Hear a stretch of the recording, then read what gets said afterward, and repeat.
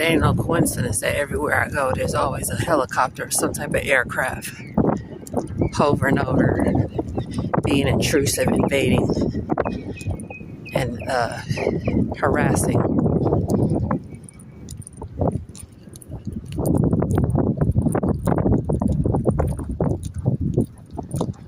I can't wait till these racist dog bastards be in hell.